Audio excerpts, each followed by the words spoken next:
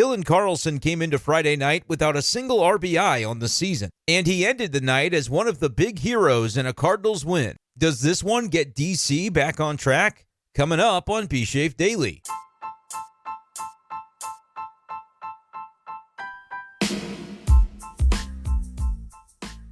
Cardinals fans, I got to know just one thing. Is it time to bring it back?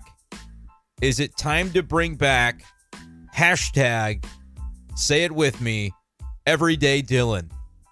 Longtime listeners of the show, they're familiar with what that's all about. If you know, you know. Welcome into B-Schaeff Daily. Brenden Schaeffer here with you. Friday evening, June 7th, 2024. The Cardinals, well, they get one against the Rockies at least. We know they're not getting swept. I saw a lot of comments after the way Thursday night's game went. And believe me, it was brutal. It sucked. It shouldn't have happened that way. But the number of comments I saw that people said, oh, they're going to get swept in 4. Okay, let's relax.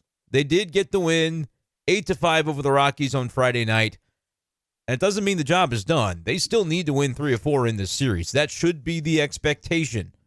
But the Cardinals got a little bit closer to doing that with Friday night's win as they pile on the runs early and they pile them on late, beating the Rockies and getting to that miserable pitching staff in an 8-5 win. And there were several Cardinals that did their job offensively in this game. We saw the team as a whole go 7 for 12 with RISP. That's what we're talking about. Crisp. Cardinals RISP, 7 for 12. I believe they started the game 3 for 3 in runners in scoring position scenarios. And they finished with a batting average better than 500 in those spots. And wouldn't you know it, they come up with 8 runs as a result. Cardinals mix in a good bit of clutch hitting to be able to get this one done tonight. 12 hits on the whole for the team. They walked twice, but those 14 base runners, at least the ones that came from hits and walks, turns into 8 runs instead of Thursday's 14 base runners turning into 2. This is more along the lines of what the Cardinals need to do. Like I said, the job's not done. No, I'm not throwing a parade for this team after this win. However, I think you can feel a little bit more jubilant about the way it went when a guy like Dylan Carlson contributes in such a meaningful way, because it has been a rough go for Dylan.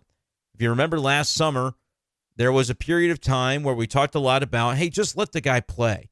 Let him try and play his way into a little momentum and a little bit of confidence. And we often invoke the phrase hashtag Everyday Dylan. And this year, that's not really been something that we've been able to say because he has struggled mightily. And as much as I have maintained that it is a confidence issue, it is a mentality issue for Dylan Carlson, I don't think he just suddenly stinks as a ball player, as his numbers would indicate this year. As much as that's the case, you can't really justify giving prolonged playing time to a guy that's not producing. And I do think when you stack up Dylan against Michael Ciani defensively in center field, I'm taking Ciani because I think he's got really good instincts, better speed, probably a better arm, but just generally the command he shows over the center field position, I think Ciani's better than Dylan in that role, even though I think Dylan can handle himself, but only when Dylan's playing confidently in center. And we haven't seen him confident in the batter's box or in the field so far this season, really. Seen some strides in the last few games defensively that he's played where it seems like he's commanding things a little more out there. But tonight was the night that we got to see that step forward offensively. And the question is, could it be something that parlays into more for Dylan Carlson as he maybe looks to get on the road to relevance offensively? Batting average is up to 157. It's not great. The OPS is up to 435. It's not great. But he was 2 for 4 tonight, and he came up with 3 RBIs, his first 3 RBIs of the season. That's how rough it had been for Dylan Carlson so far. So we'll talk about his night. We'll talk about the start by Lance Lynn, which wasn't a good one. And he said as much after the game. He knows he's got to do more. But the Cardinals are getting away with it right now because of really, really impressive bullpen play. Yesterday, in the loss to the Rockies on Thursday, the Cardinals relief corps goes 4 1/3 between Libby, King, and Chris Roycroft and doesn't give up a run. Tonight, Leahy, King, Kittredge, Romero, and Helsley combined for 5 innings after Lance Lynn only goes 4. And the group of 5 relievers only allow a combined 1 run while striking out a whopping 8 over their 5 innings of relief. That's going to help the old bullpen ERA for the Cardinals. So a lot to get into from the pitching side, from the offensive side.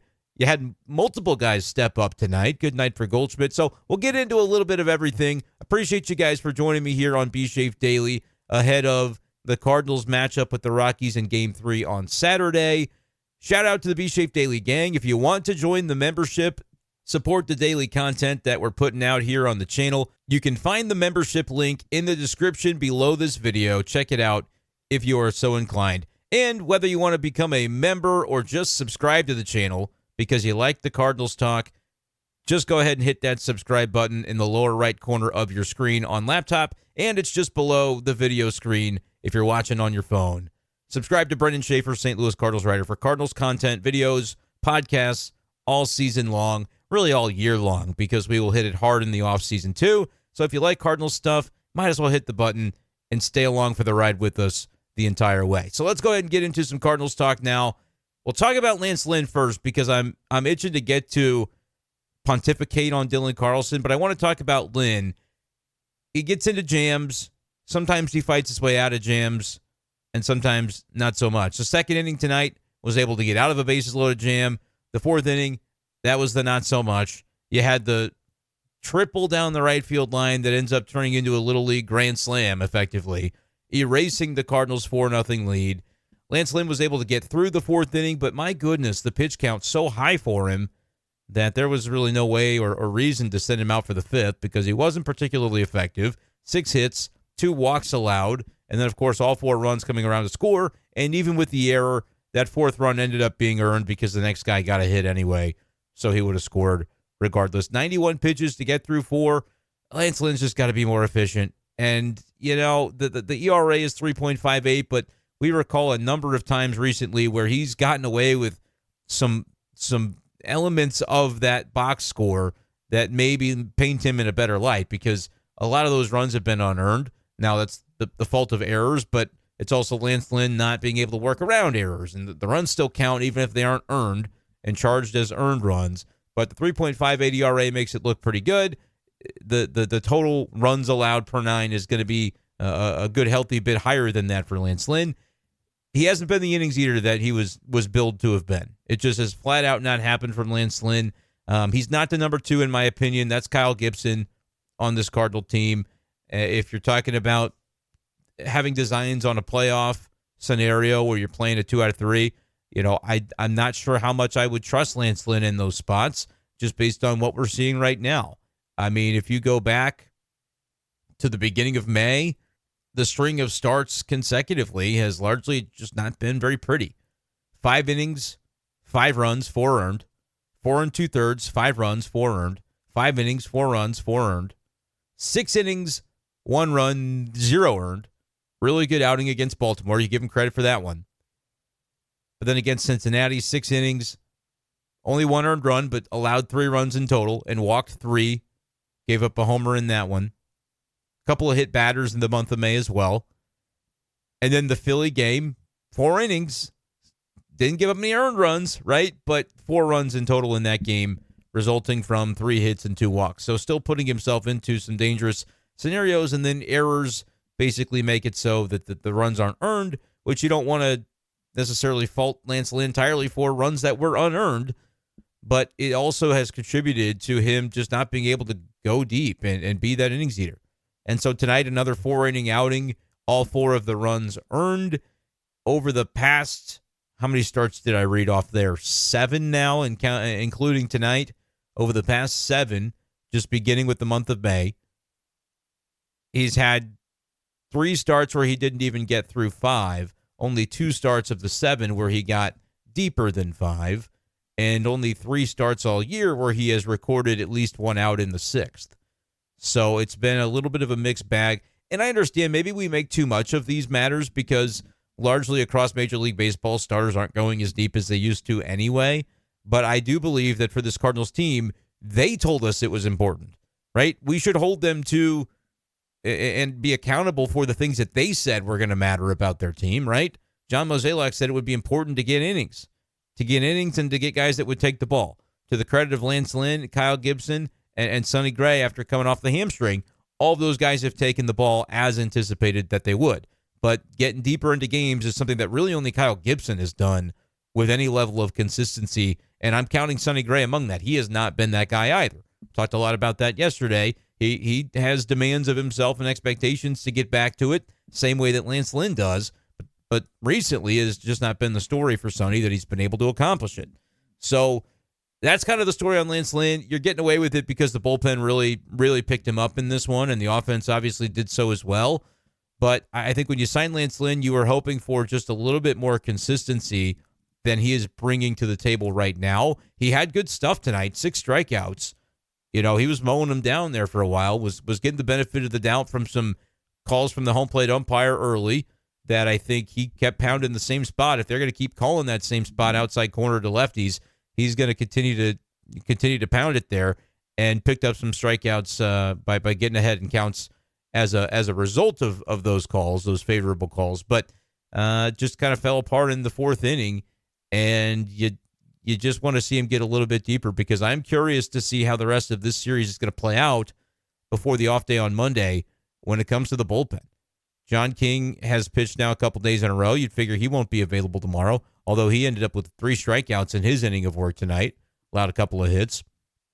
JoJo and Kittredge and Helsley were all used, which is, what you got to do when the game is close and late and you're not on the downside of it, as the Cardinals were not, thanks to Carlson tying the game and Brendan Donovan's RBI hit. We'll talk a little bit about the fact that it was Michael Ciani scoring that run and not Nolan Gorman running, which I think was a brilliant move by Oli Marmol. I'm curious to see what Cardinals fans felt about that. But that's sort of my general vibe on Lance Lynn is, I think the Cardinals are going to need more from him, because you're maybe going to see the downstream effect on how this impacts the bullpen. I wonder if the Cardinals would consider making a move and shuffling even more for the game on Saturday, just because, you used 5 of your 8 tonight, and it's just been a little bit of heavy lifting recently.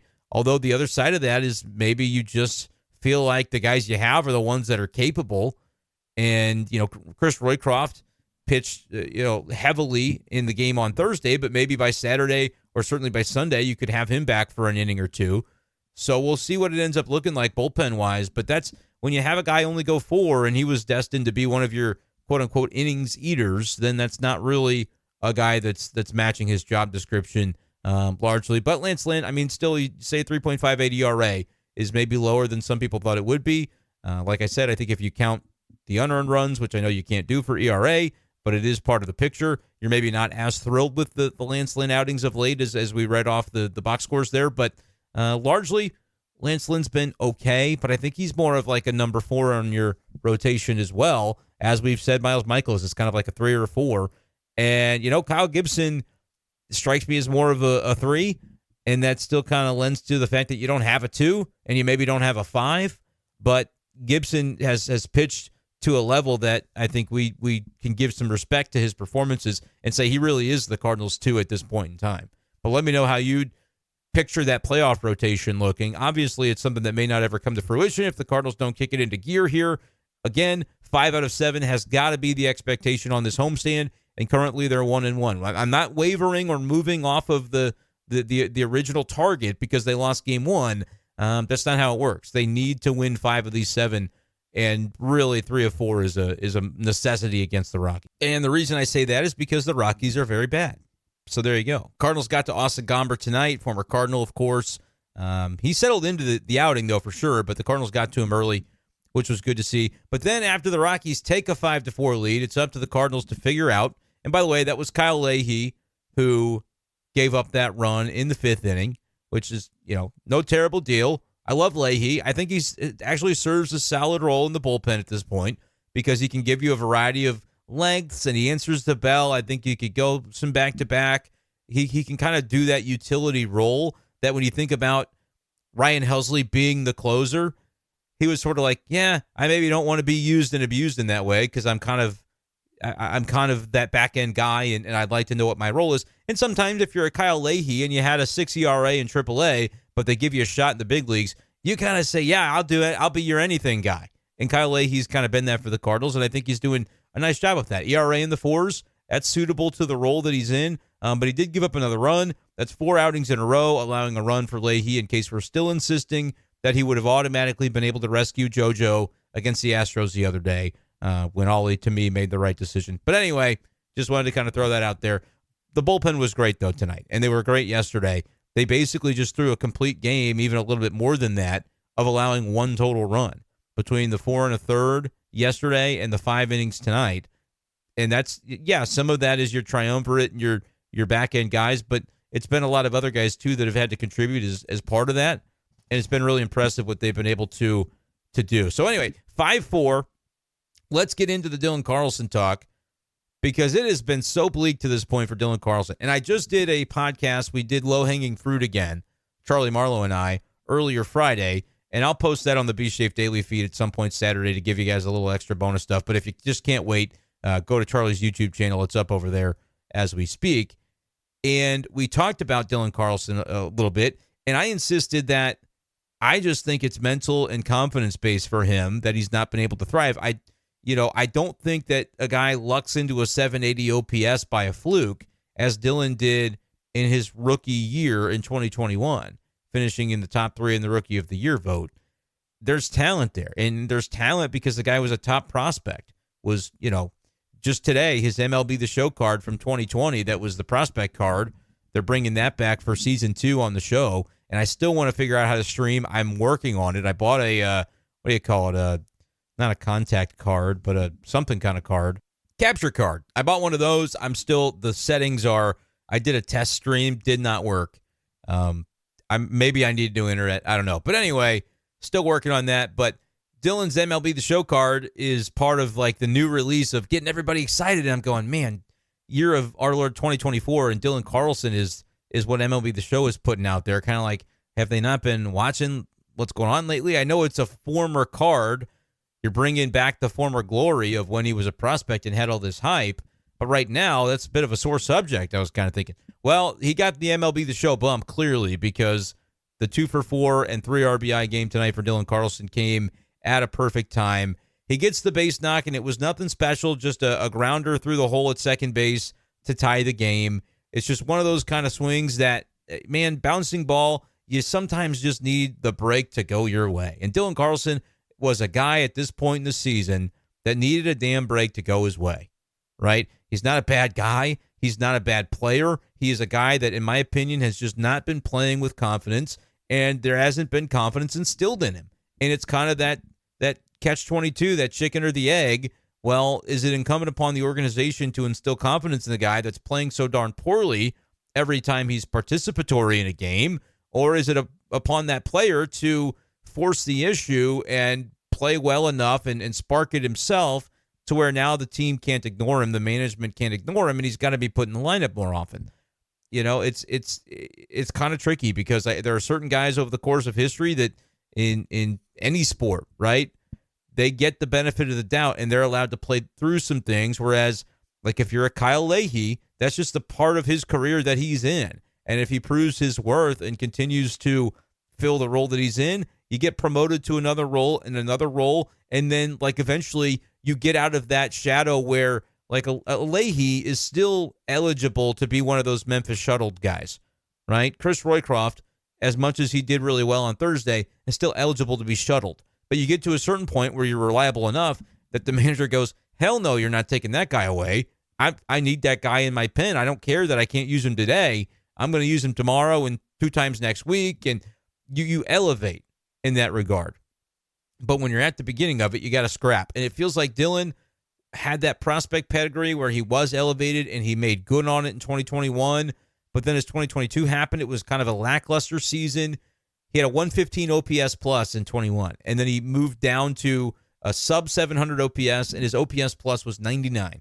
So he was basically right at league average, a tick below league average offensively that year. And it's always been his inability to consistently hit right-handed pitching that has sort of dragged him down. But that was still not terrible, right? 2022, it was league average. It was disappointing, but you take it. It's not the end of the world. It's not a career totally off the rails at that point just yet. But then 2023, it was clear that the Cardinals were prioritizing some other players over him at the beginning. And Dylan kind of felt like even though he was doing some nice things against right-handed pitching, as I recall it, in spring of 2023, it was Tyler O'Neill that was regarded as the center fielder to begin the year. And that didn't last very long.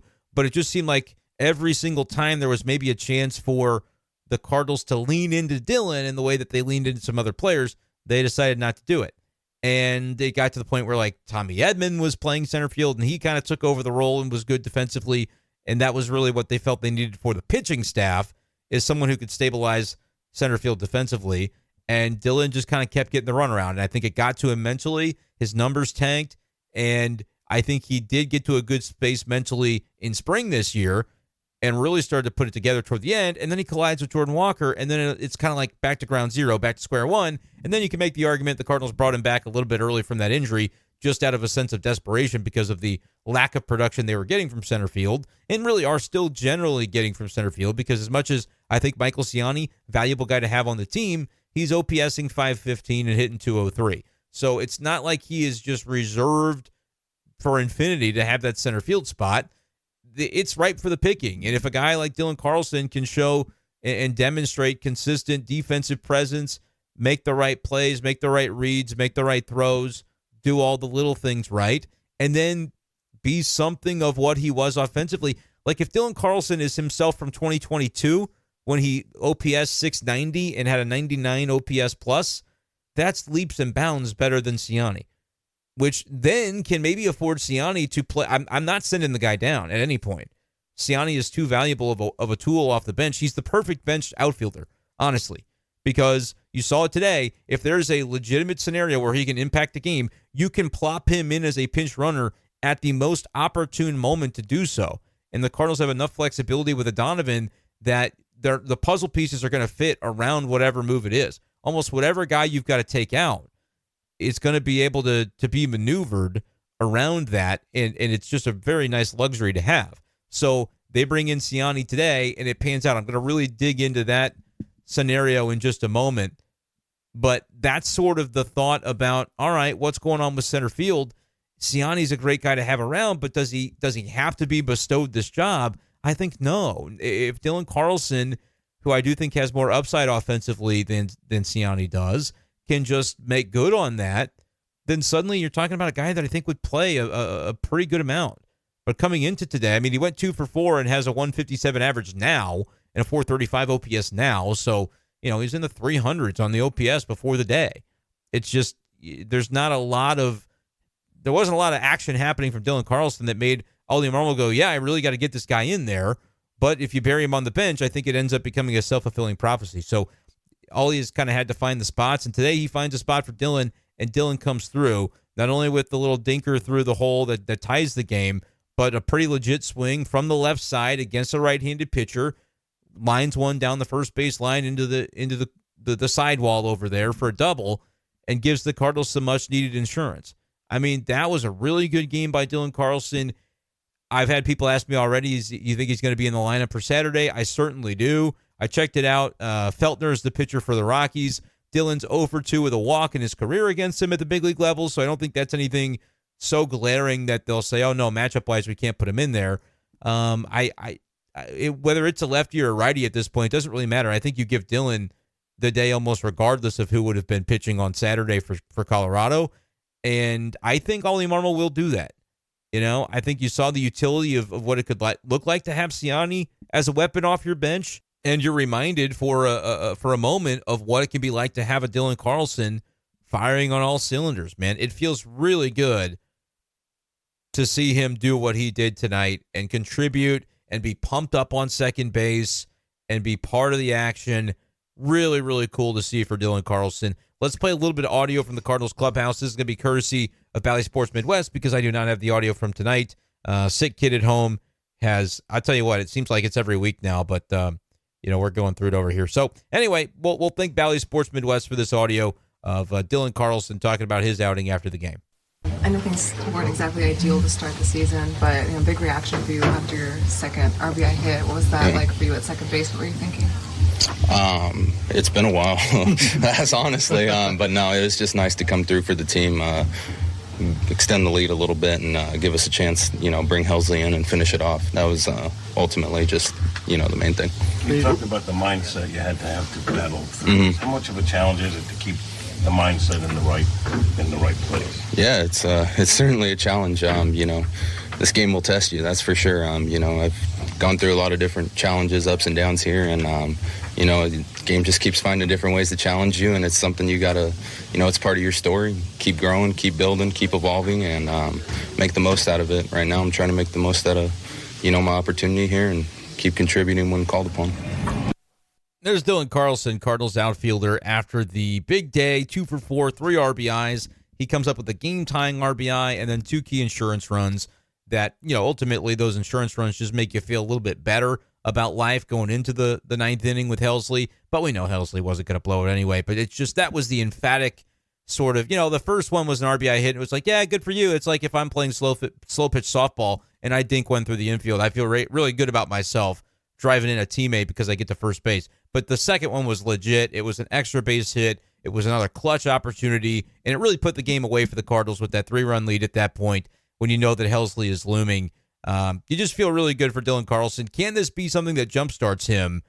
I tend to believe that it can be. Now, Oli Marmol is going to have to feed into that a little bit, and I believe that he's going to. Let's hear from Oli Marmol on Dylan Carlson and the night that he was able to have, and hopefully what it can mean for him moving forward. This, again, courtesy of Bally Sports Midwest. It's really good to see. Yeah, it's really good to see. He needed that, we needed that, and hopefully that's a step that allows him to continue to play with more confidence.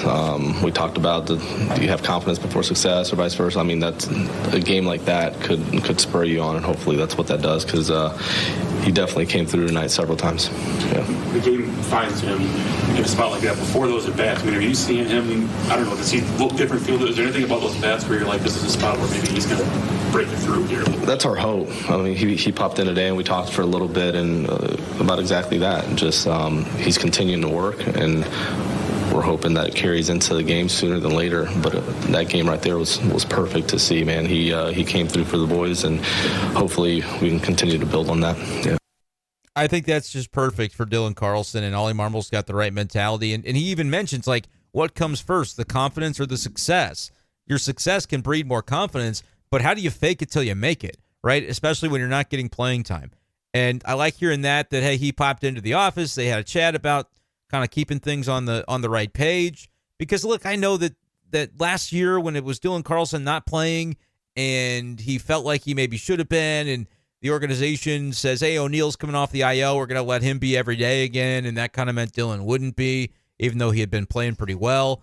Like, that's not going to do wonders for your relationship with the manager, but, like, to hear that Oli is cultivating that relationship is a good thing. You have to do it, even with players that might feel like they're on the outs sometimes. You don't want guys to feel that way, and the best way to not have Dylan end up feeling that way is he performs on the field. Oli Marmol continues to feed into that and say, hey, you've earned these opportunities. We're giving you more. Go be our guy for center field.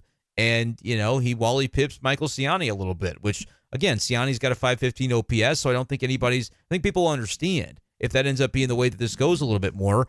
Dylan's going to be in there on Saturday. There's no doubt in my mind, barring something weird, barring an injury that we don't know about. He's in there. He's back in there. He's got to be. And so I have some level of confidence that he will be. But hear from Oli Marmol, hear from Dylan Carlson, that's a fun night. That's just something different about this kind of win. And I'm not saying something different as in, like, oh, it's going to catapult them into greatness as a team. But it feels different when a guy who has been going through it and is capable of more, and I do believe that Dylan Carlson is capable of more than he's done this year because we've seen it before. Yes, it's been a little bit. Charlie Marlowe kind of went back and forth with me and said, well, that's 4 years ago. I said, well, no, it's 3 years ago, 2021. And really, you're talking about 2.5 seasons ago since the end of 2021. September 21 to 22 to September 23 to June 24 is, 2.5 years. It's been a while. I get it, but I also think that there's more in the tank for a dude who is 25 years old. Like, it's not like Dylan Carlson is washed up and old and can't, the guy is still 25. Turns 26 in October, late October after the season. So I get it. He came in today with a 368 OPS and a 128 batting average. I'm putting him right back in there tomorrow and seeing what happens, because I do think the upside is there. For, again, it doesn't have to be, we're not talking about a huge bar to clear on offense. As much as Ciani is a value to the Cardinals, I think if you're a 670 OPS or even a 650 OPS, it's 130 points higher than what Ciani has done. That's Dylan Carlson starting 4 out of every 6 or 7 games per week, and Ciani getting the other 2 or 3 at a minimum, if Dylan is able to produce that way. So let me know what you think, Cardinals fans. If you were excited to see what you saw from Dylan Carlson on Friday, I certainly felt good for him, and to see him come through and to have the fist pump on second base, his teammates going nuts in the dugout for him. That's the way you want it, man. That's got to feel good for Dylan Carlson. But let's talk, too, about the other play that I mentioned I was going to get into, which was the go-ahead run to make it 6-5. Brendan Donovan was the batter. He drives in Michael Ciani because Nolan Gorman had walked there to lead off the bottom of the 8th inning. And then the next man, Ivan Herrera, gets a base hit, moves Gorman up to second. Now you've got 2 on, nobody out, tie game. Ryan Helsley out there getting loose. All you got to do is score 1 run, and you're golden, is the way you probably ought to feel. So what does Oli Marmol do? He pinch runs Michael Ciani for basically the hottest hitter in baseball. Because we talked about Nolan Gorman, I don't know what the updated stats are, but as of a couple of days ago, he was up there with Aaron Judge in just about every category, and nobody else in baseball was doing what Nolan Gorman had been doing over this recent stretch of about a couple of weeks. So that's an interesting move, right? That's your cleanup hitter. That's not a guy that you want to take out of the game. Well, tonight he was batting 5th. Arenado was back to cleanup. Didn't end up coming through with anything. But I thought taking some better at-bats. I shouldn't say that. He didn't have any hits, but he had the RBI sacrifice fly early in the game. Looks a little better in the box, I think. It didn't result in anything substantial tonight. Looks a little better in the box. Paul Goldschmidt, by the way, 2 for 4, couple of ribbies, scored a run. Mason Wynn scored a couple of runs on base twice with a hit and a walk. Burleson, 2 for 5. Herrera, 2 for 4 with a couple of runs scored. Brendan Donovan obviously had the RBI hit and had another one to go 2 for 4 and scored a run as well.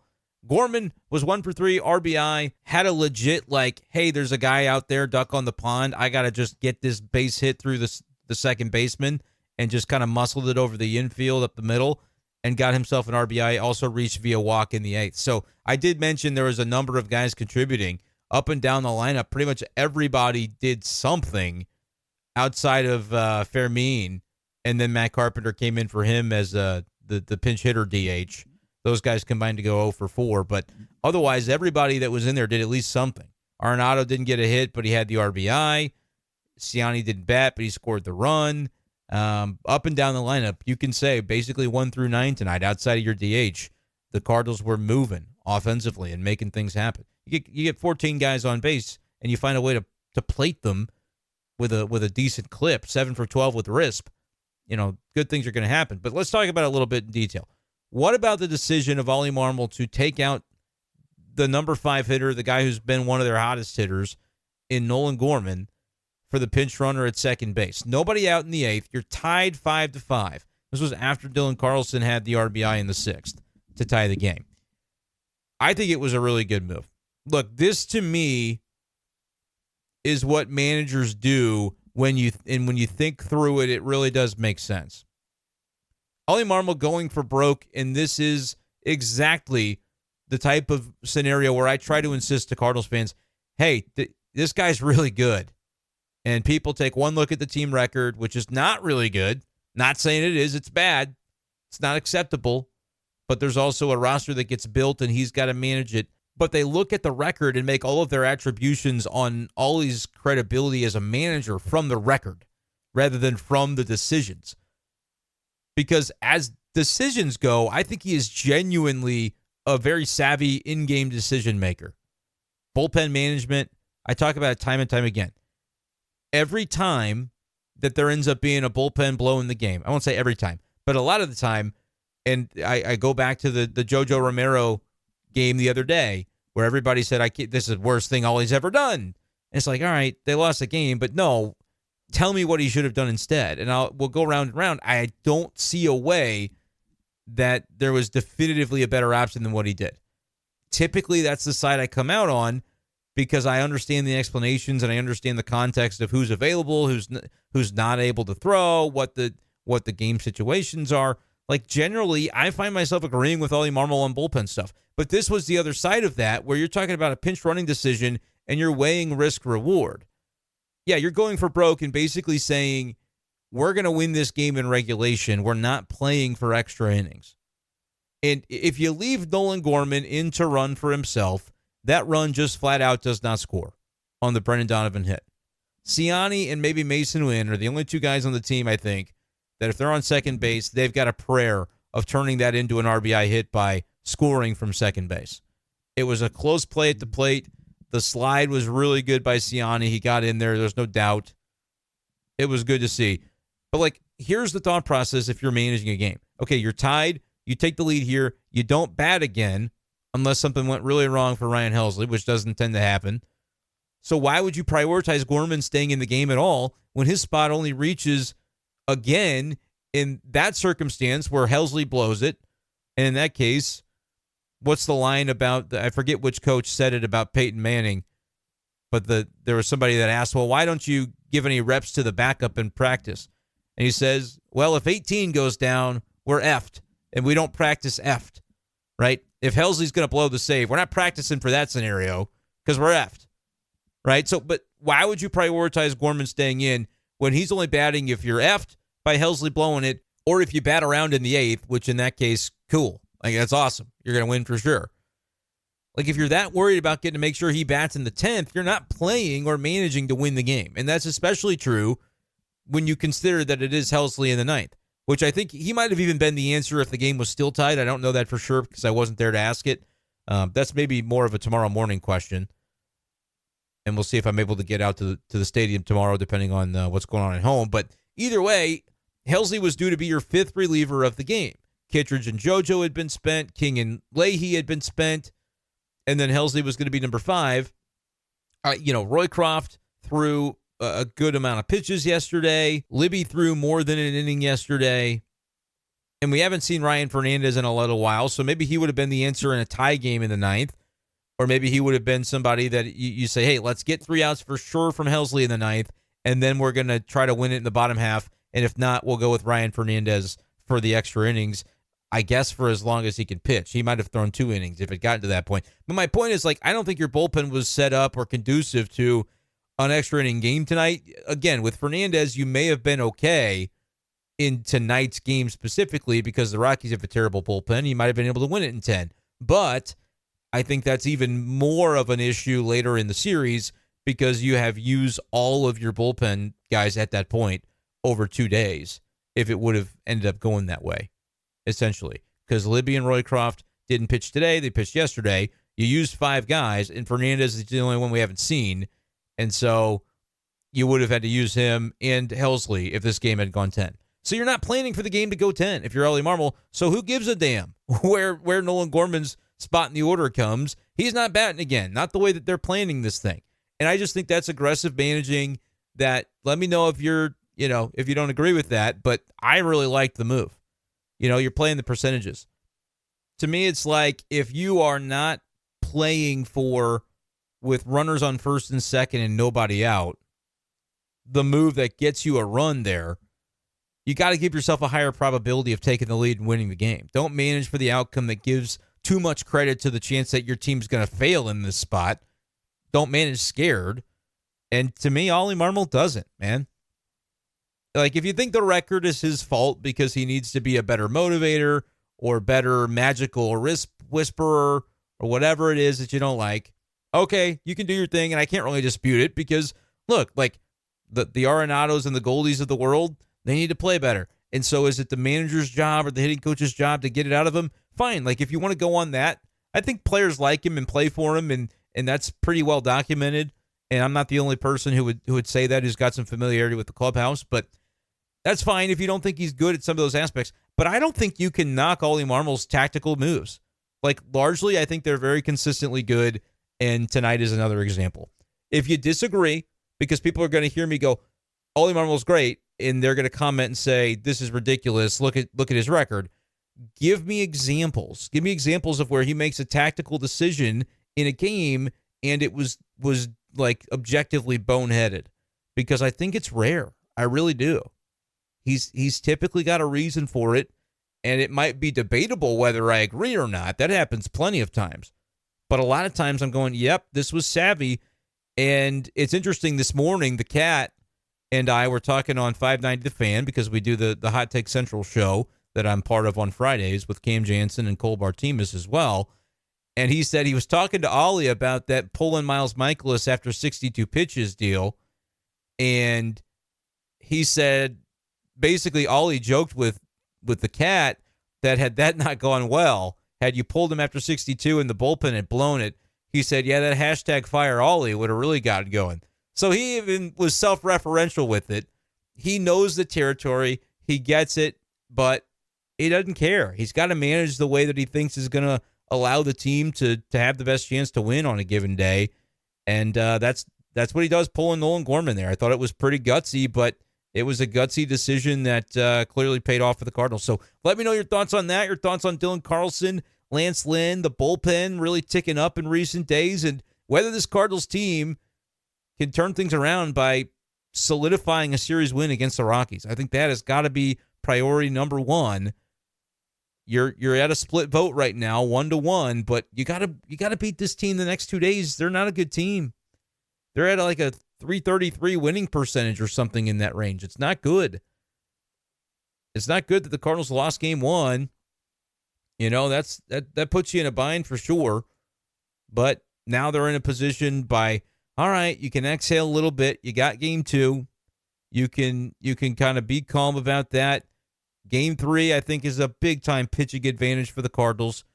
Gibson over Feltner. And then Sunday, we'll see. It seems like it's going to be Palante, maybe as a bulk reliever, though. Who knows? They may have announced it after the game tonight. But basically, he threw his bullpen. He's going to be the guy. They could go with an opener. I think that would actually be kind of interesting if you were to go with an opener to see how that impacts what the Rockies do with their lineup. But nevertheless, we'll see if Palante can kind of battle it back. But Saturday's a big one. Saturday's a big one because to win the series, you got to win them both. And you certainly don't want to risk losing the series. If you do split it, it'll mean you have to beat up on the Pirates for anybody to respect you as a team that's really coming into its own. But that matchup with Gibson against Feltner, I think, has to be one where the lineup does what it did today. Get him with Risp, get into that bullpen, which is the worst in the league, and continue to kind of make life a little easier on your relief pitchers, which didn't happen today because Lance Lynn was only able to get through 4.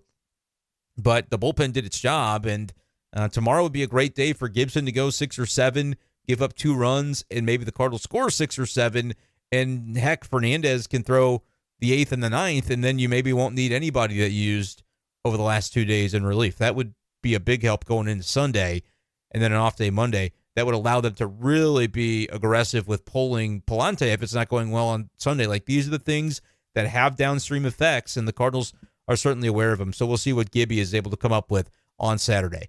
Appreciate you guys, as always, for listening. Thank you so much for joining. That's going to do it for this edition of the show. We will talk to you next time on B-Schaeff Daily. Peace.